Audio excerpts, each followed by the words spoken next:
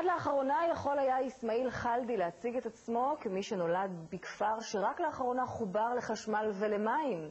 בעוד שבועות ספורים הוא כבר ישעט במסדרונות וושינגטון כדיפלומט ישראלי שמייצג את המדינה בין היתר בתקשורת הערבית. אורנה אהרוני פגש אותו.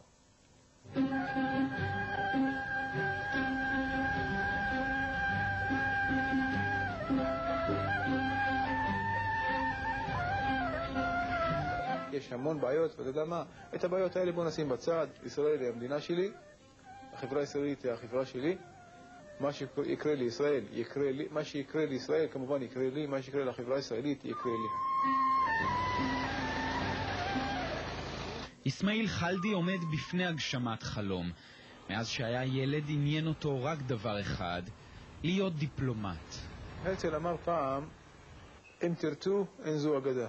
ומי שירצה יכול לעשות. אני חושב, אחד הדברים הבסיסיים שההורים שלי לימדו אותי זה לא לוותר. היו הרבה שהרימו גבות, פתאום אנחנו נייצג את ישראל, אנחנו נייצג את מדינת היהודים. את אסמאעיל מכנים במשפחה שמוליק, ככה למדו מהקיבוץ השכן מכבי. בכפר שלו חוואלד שבגליל אין כביש גישה סלול. לפני 9 שנים הופיע בסרט על הכפר הלא מוכר. איזה קשיים יש פה בכפר נערים אחרים בגיל שלך שרוצים לצאת וללמוד באוניברסיטה? דבר ראשון קורת גג, אין. בית אין, מקום ללמוד. אם מחליטים ללמוד אז צריך קודם כל מקום ללמוד. מה זאת אומרת שאין לך קורת גג? צריך קודם כל את המקום המתאים. מקום שקט, שאתה יכול להתרכז בו, ללמוד כמו שצריך. הייתי צריך ללכת 5 קילומטר כל יום לבית ספר, לא היה לנו חשמל, לא היה מים, לא היה אפילו דרכי גישה וכלום. מאז לא השתנו הרבה דברים. הכפר הבדואי חוואלד נחשב עדיין לחצר האחורית. אמנם מים יש, אבל דרך גישה אין, ולא כולם מחוברים לחשמל. עד עכשיו אני חי בלי חשמל עם גנרטור. ואני אומר אלחמדולillah. זה הכל. והבן שלך הולך להיות שגריר יום מן הימים לייצג את מדינת ישראל. מדינת ישראל בסדר. מה המילה החשובה שאותה אני רוצה שהצופים ישמעו, אוקיי? ואת ישראל הוא מייצג היום כבר לקראת סוף קורס הצוערים במשרד החוץ. בהתחלה לא קיבלו אותו בגלל האנגלית והידע החסר ביהדות, אבל אחרי כמה מבחנים הוא מתגאה בתואר הצוער הבדואי הראשון. יש לכך ערך אדיר בהצגת ישראל כמדינה דמוקרטית, פתוחה, ואנחנו בהחלט רואים בו יתרון בהיבט הזה. פתאום מופיע מישהו שיודע לדבר בדיוק באותה שפה, לא רק השפה, גם התרבות. יודע להציג את המסר כמו שצריך. ואסמאעיל יודע להציג את המסר. בתרגילי הקורס מקפידים על המבט, הלבוש והתשובה הישירה.